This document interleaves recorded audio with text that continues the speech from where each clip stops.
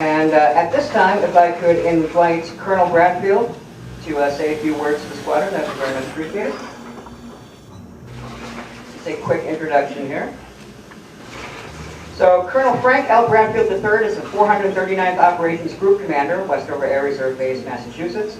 As the commander, he is responsible for aircrew training, standardization, and operational command and control of the unit-assigned C-5B Galaxy aircraft, Organizational Support Squadron, an Operational Aeromedical Evacuation Squadron, and an Airlift Control Flight.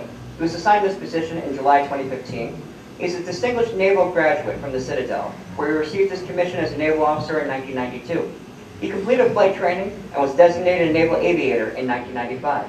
Serving the United States Navy for nearly 11 years, he had various CONUS and overseas assignments.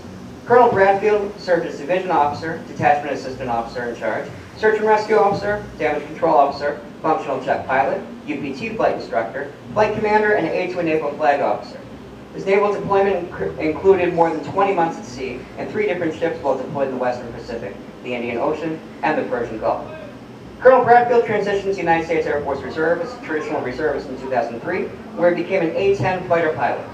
He became an Air Reserve Technician in 2005, and has since served as Chief of Training, Chief of Plans, Assistant Operations Officer, Flight Instructor, and MAJCOM Branch Chief.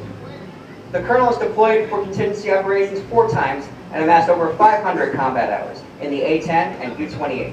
Prior to his current assignment, Colonel Bradfield was the Branch Chief of Current Operations at Headquarters Air Force Reserve Command, Robbins Air Force Base, Georgia. He was the Chief of Combat Air Force Operations, representing the fighter, bomber, special operations forces, and rescue communities in the division. Ladies and gentlemen, may I please present Colonel Bradfield.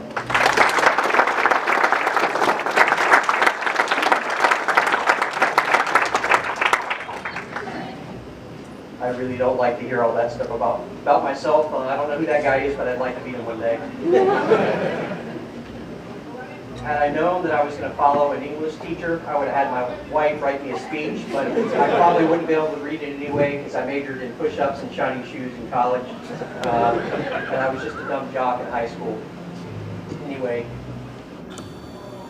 Colonel Hume, Colonel Flaherty, and Captain Freeman, thank you so much for inviting me. I'm humbled to be here among so many selfless volunteers and dedicated professionals. I really appreciate what you do here. Former commanders, thank you very much. I've met many of you, and I look forward, before I leave tonight, meeting the rest of you. I really admire what you do. Cadets, family, and other friends of the cadets and the senior members here, welcome. So, I wish I had known a little bit more about CAP a long time ago when I was growing up, but unfortunately I hung out with the wrong crowd. I'm going to have to tell an embarrassing story about myself. So you're already ratting me out that I joined the Navy. Funny story about that. And if you can't understand me, sorry, I'm from New Orleans and I'm a big Kudat fan, so I might say something you don't understand. But anyway, part of it comes from the fact that the crowd that I hung out with, we all wanted to be pirates when we grew up. As a matter of fact, when I was my son's Tim's age, we all decided we were going to be a band of brothers, we were going to be pirates. So when I got a little older, I thought the logical place to go would be to a Navy recruiter and talk to him about being a pirate. I don't know what happened. Maybe it was the accent, but they sent me to flight school. So that's why they call me Anchor. But anyway, went through flight school. They gave me all kinds of training. I thought, okay, maybe times have changed. Maybe we can do this stuff from the air. But it seemed like a pretty good thing to do at the time. But it took me a good almost 11 years in the Navy to realize there's no pirate job left in the Navy. So I told my wife, I'm getting out of the Navy. I'm going to go to the Air Force. By the way, these are not pilot wings. These are naval aviator wings. If I want to be a pilot, I better go to the Air Force, right? So anyway, that's how that happened. But it wasn't long ago that the recruiter called me and said, hey, Anchor, what's the deal, man? I hooked you up, sent you to flight school. You said you wanted to be a pilot, right? I said, no. I said pirate.